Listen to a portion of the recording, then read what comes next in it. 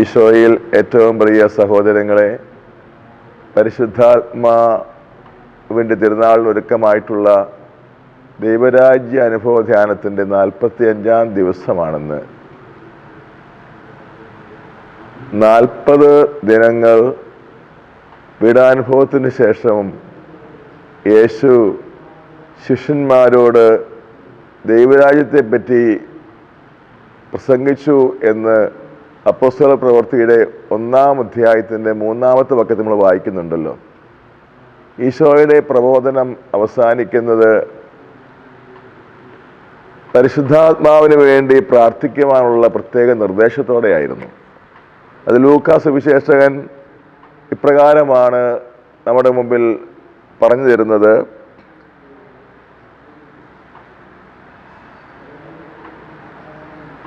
ഇതാ എൻ്റെ പിതാവിൻ്റെ വാഗ്ദാനം നിങ്ങളുടെ മേൽ ഞാൻ അയക്കുന്നു.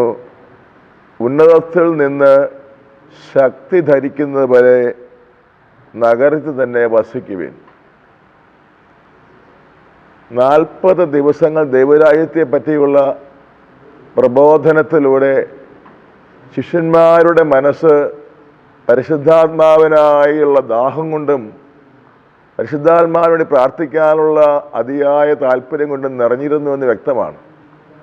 അതുകൊണ്ട് ഈശോയുടെ ഈ നിർദ്ദേശം അവർ അക്ഷരം പ്രതി പാലിക്കുന്നതായി ലൂക്കാ തന്നെ പറയുന്നുണ്ട്.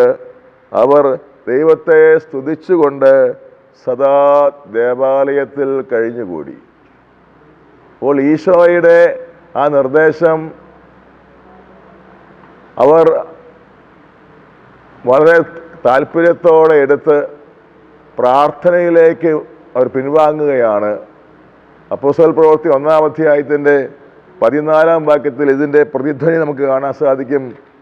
അവിടെ ഈശോയുടെ സ്വർഗാരോഹണത്തിന് ശേഷം ശിഷ്യന്മാർ എന്താണ് ചെയ്തിരുന്നതെന്ന് ലൂക്കാ വീണ്ടും പറഞ്ഞു തരികയാണ്.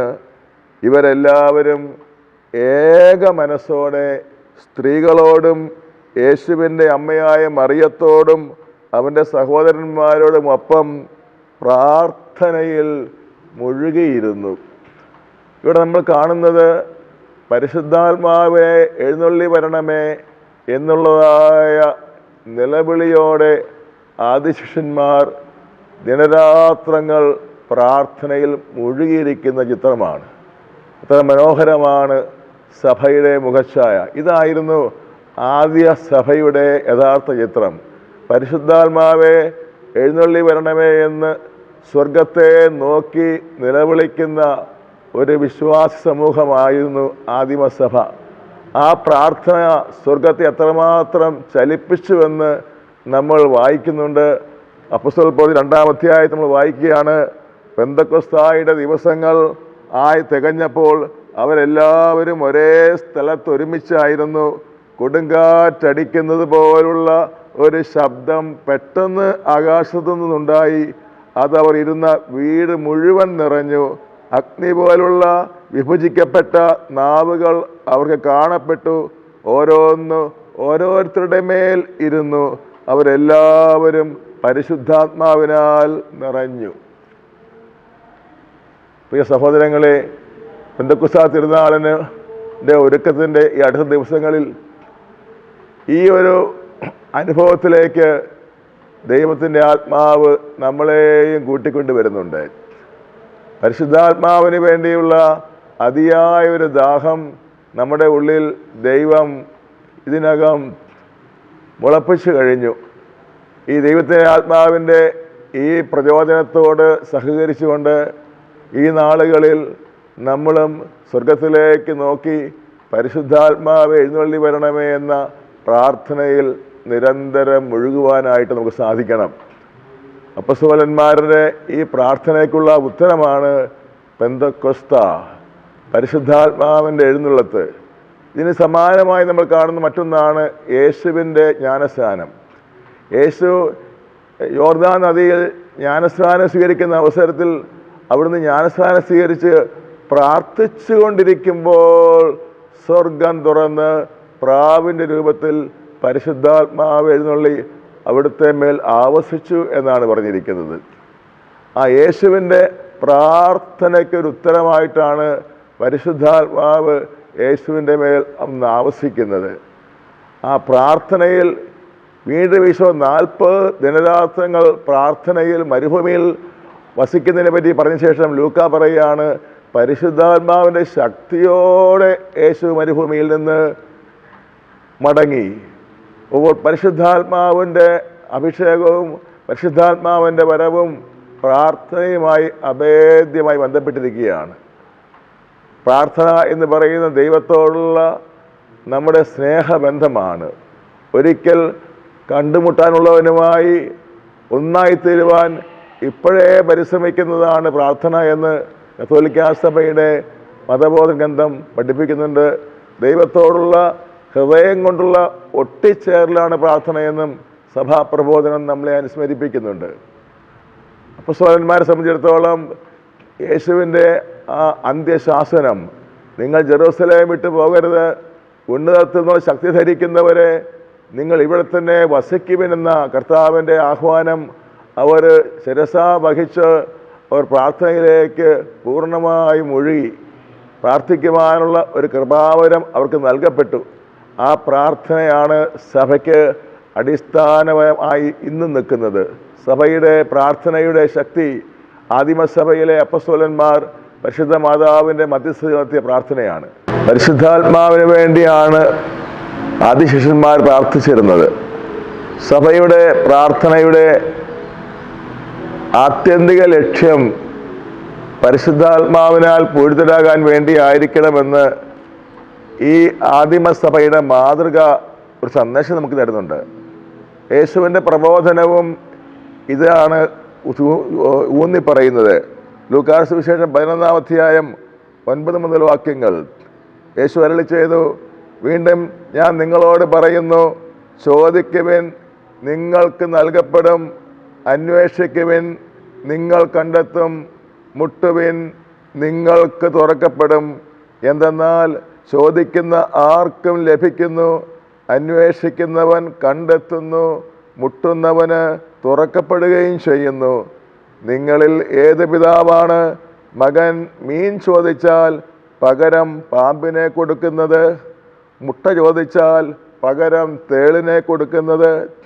മക്കൾക്ക് നല്ല ദാനങ്ങൾ നൽകാൻ ദുഷ്ടരായ നിങ്ങൾക്ക് അറിയാമെങ്കിൽ സ്വർഗസ്ഥനായ പിതാവ് തന്നോട് ചോദിക്കുന്നവർക്ക് എത്രയധികമായി പരിശുദ്ധാത്മാവിനെ നൽകുകയില്ല. യേശുവിൻ്റെ ഈ വാക്കുകൾ എത്ര സ്പഷ്ടമാണ്. ചോദിക്കേണ്ടത് പരിശുദ്ധാത്മാവിന് വേണ്ടിയാണ്, അന്വേഷിക്കേണ്ടത് പരിശുദ്ധാത്മാവിന് വേണ്ടിയാണ്, മുട്ടേണ്ടത് പരിശുദ്ധാത്മാവിന് വേണ്ടിയാണ് എന്ന് ഈശോ തന്നെ വ്യക്തമാക്കുകയാണ്. ഈ ചോദിക്കുകയും തരപ്പെടും, അന്വേഷിക്കുകയും കണ്ടെത്തും, മുട്ടവും തുറക്കപ്പെടും എന്ന വാക്ക് എന്ന വചനം പലപ്പോഴും നമ്മൾ സന്ദർഭത്തിൽ നിന്ന് മാറ്റി ഉദ്ധരിച്ച് നമ്മുടെ പ്രാർത്ഥന കേൾക്കാൻ വേണ്ടി ദൈവത്തോട് നമ്മൾ വചനം ഒരുപക്ഷെ ഉദ്ധരിച്ച് പ്രാർത്ഥിച്ചു വരാം. പക്ഷേ ആ വചനത്തിൻ്റെ യഥാർത്ഥ പശ്ചാത്തലം ഈശോ തന്നെ പറഞ്ഞു തരികയാണ്. അങ്ങനെയെങ്കിൽ ചോദിക്കുക എന്ന് പറഞ്ഞ ശേഷം ഈശോ പറയുകയാണ്, മക്കൾക്ക് നല്ല ദാനങ്ങൾ നൽകാൻ ദുഷ്ടരായ നിങ്ങൾക്കറിയാമെങ്കിൽ സ്വർഗസ്ഥനായ പിതാവ് തന്നോട് ചോദിക്കുന്നവർക്ക് എത്ര അധികമായി പരിശുദ്ധാത്മാവിനെ നൽകുകയില്ല. ഈ തിരുവചന ഭാഗത്തെ ആസ്പദമാക്കിക്കൊണ്ട് ബെനഡിക്ട് പാപ്പ നൽകിയ ഒരു പ്രഭാഷണത്തിൽ അദ്ദേഹം പറഞ്ഞു, നമ്മൾ എന്ത് ചോദിച്ചാലും ദൈവം തരുന്നത് പരിശുദ്ധാത്മാവിനെ ആയിരിക്കും. നമ്മൾ നമ്മുടേതായ ചുരുങ്ങിയ കാഴ്ചപ്പാടിൽ നിന്നുകൊണ്ട് നമ്മൾ ദൈവത്തോട് പലതും ചോദിച്ചെന്ന് വരാം. എന്നാൽ ദൈവത്തിന് തരാൻ ഒന്നേ ഉള്ളൂ, അത് തൻ്റെ സ്വന്തം ആത്മാവിനെയാണ്. ലൂക്കാ സുവിശേഷത്തിൽ 11-ാം അധ്യായത്തിലെ ഈ 13-ാം വാക്യം അത് വളരെ സ്പഷ്ടമായിട്ട് അവതരിപ്പിക്കുന്നുണ്ട്. മക്കൾക്ക് നല്ല ദാനങ്ങൾ നൽകാൻ ദുഷ്ടരായ നിങ്ങൾക്കറിയാമെങ്കിൽ സ്വർഗസ്ഥനായ പിതാവ് തന്നോട് ചോദിക്കുന്നവർക്ക് എത്രയധികമായി പരിശുദ്ധാത്മാവിനെ നൽകുകയില്ല. ആകയാൽ പ്രിയ സഹോദരങ്ങളെ, നമ്മളുടെ പ്രാർത്ഥനാ ജീവിതത്തെ ഈ അവസരത്തിൽ നമ്മളൊന്ന് പുനഃപരിശോധിക്കുന്നത് ഏറ്റവും സഹായകരമാണ്, രക്ഷാകരമാണ്. പ്രാർത്ഥനയുടെ മുഖ്യ വിഷയം പരിശുദ്ധാത്മാവിനാൽ പൂരിതരാകണം, പരിശുദ്ധാത്മാവ് നിറയണം, പരിശുദ്ധാത്മാവിനാൽ ആവസിക്കപ്പെടണമെന്നതായിരിക്കണമെന്ന് ഈശോ ഈ പ്രബോധനത്തിൽ വ്യക്തമാക്കുകയാണ്. പ്രത്യേകിച്ച് പെന്തക്കോസ്താ തിരുനാളിന് ഒരുക്കമായിട്ടുള്ള ഈ ദിവസങ്ങളിൽ പരിശുദ്ധാത്മാവെ എഴുന്നള്ളി വരണമേ എന്ന ആ പ്രാർത്ഥന നമ്മുടെ ഹൃദയത്തിൽ നിന്ന് സദാ ഉയരട്ടെ. നമ്മുടെ ശ്വാസോച്ഛ്വാസത്തിലെ ഓരോ ശ്വാസത്തിലും പരിശുദ്ധാത്മാവെ നിറയണമേ എന്ന് നമുക്ക് പ്രാർത്ഥിക്കാം. നമ്മുടെ ഹൃദയത്തിൻ്റെ ഓരോ ഇടിപ്പും പരിശുദ്ധാത്മാവിൽ നിറയണമേ എന്നായിത്തീരട്ടെ.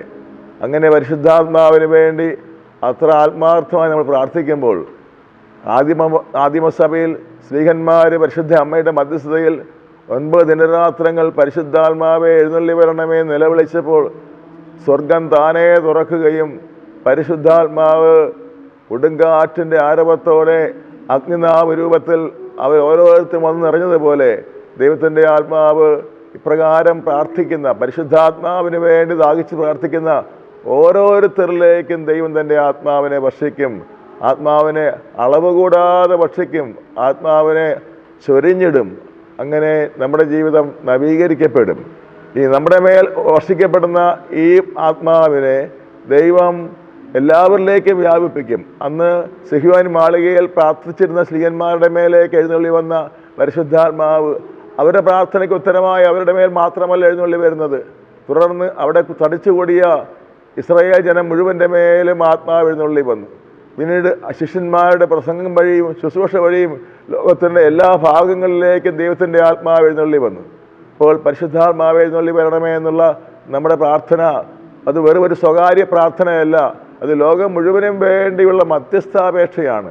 ലോകം മുഴുവൻ്റെ മേലും ദൈവത്തിൻ്റെ കരുണ വർഷിക്കപ്പെടണമേ എന്നുള്ള പ്രാർത്ഥനയാണ്. ഏറ്റവും വലിയ മധ്യസ്ഥ പ്രാർത്ഥനയാണ് പരിശുദ്ധാത്മാവ് എഴുന്നള്ളി. കാരണം പരിശുദ്ധാത്മാവ് വരുന്ന എന്തിനു വേണ്ടിയാണ്? ഭൂമുഖം നവീകരിക്കുന്നവനാണ് പരിശുദ്ധാത്മാവ്. എല്ലാ മാനസങ്ങളെയും പുതുക്കുന്നവനാണ് പരിശുദ്ധാത്മാവ്. എല്ലാ വ്യക്തികളുടെയും ജീവിതത്തെ നവീകരിച്ച് രൂപാന്തരപ്പെടുത്തുന്നതിനാണ് പരിശുദ്ധാത്മാവ്. അതുകൊണ്ട് പരിശുദ്ധാത്മാവ് എഴുന്നള്ളി വരണം എന്നുള്ളത് ഏറ്റവും കുറുക്കിക്കൊള്ളുന്ന മധ്യസ്ഥ പ്രാർത്ഥനയാണ്. ലോകം മുഴുവനും വേണ്ടിയുള്ള പ്രാർത്ഥന, മധ്യസ്ഥ പ്രാർത്ഥന, അതിൻ്റെ പ്രധാനപ്പെട്ട ഒരു വശമാണ് പരിശുദ്ധാത്മാവ് എല്ലാവരും നിറയണമെന്ന പ്രാർത്ഥന. നമുക്ക് പ്രാർത്ഥിക്കാം. കാരുണ്യവാനായ കർത്താവേ, അങ്ങ് അന്ത്യത്താഴത്തിലുടനീളം പരിശുദ്ധാത്മാവിനെ പറ്റി പ്രസംഗിക്കുകയും അങ്ങയുടെ മരണശേഷവും ഉത്ഥാനശേഷവും 40 ദിവസങ്ങൾ പരിശുദ്ധാത്മാവുടെ ജീവിതത്തെ ശിഷ്യന്മാരെ പഠിപ്പിക്കുകയും ചെയ്ത ശേഷം പരിശുദ്ധാത്മാവിനായി പ്രാർത്ഥനയിൽ കാത്തിരിക്കണമെന്ന് അങ്ങ് നിർദ്ദേശിച്ചുവല്ലോ. ആ നിർദ്ദേശം ശിരസാവഹിച്ചുകൊണ്ട് സർവാത്മനായി എടുത്തുകൊണ്ട് ആദിമ ശിഷ്യന്മാർ പ്രാർത്ഥനയിൽ മുഴുകുവാൻ സന്നദ്ധരായി. കർത്താവെ, ഞങ്ങളെയും ഇതേ രീതിയിൽ പ്രാർത്ഥിക്കുവാൻ അങ്ങ് അനുഗ്രഹിക്കണമേ. പരിശുദ്ധാത്മാവിന് വേണ്ടിയുള്ള പ്രാർത്ഥനയിൽ മുഴുകുവാൻ ഞങ്ങളെ അനുഗ്രഹിക്കുകയും സഹായിക്കുകയും ചെയ്യണമേ. വ്യർത്ഥ കാര്യങ്ങൾ ഞങ്ങളുടെ മനസ്സിനെ മാറ്റണമേ. ഞങ്ങളെ അസ്വസ്ഥപ്പെടുത്തുന്ന, ഞങ്ങളുടെ ചിന്തകളെ ചതറിക്കുന്ന കാര്യങ്ങൾ ഞങ്ങളെ വിമുക്തരാക്കണമേ. ഞങ്ങൾ ഹൃദയവും മനസ്സും ചിന്തയും സ്വർഗത്തിലേക്ക് കേന്ദ്രീകരിച്ചുകൊണ്ട് പരിശുദ്ധാത്മാവിനായി നിലവിളിക്കുവാൻ, അവിരാമം പ്രാർത്ഥിക്കുവാൻ ഞങ്ങളെ അനുഗ്രഹിക്കണമേ. അങ്ങനെ പരിശുദ്ധാത്മാവിൻ്റെ നിറവ് ഞങ്ങളിലും ഞങ്ങളിലൂടെ മറ്റുള്ളവരിലേക്കും ലോകം മുഴുവനിലേക്കും ഒഴുകുവാൻ ഇടയാക്കുകയും ചെയ്യണമേ. പിതാവിനും പുത്രനും പരിശുദ്ധാത്മാവിന് സ്തുതി, ആദിയിലെ പോലെ ഇപ്പോഴും എപ്പോഴും എന്നേക്കും. ആമേൻ. Praise the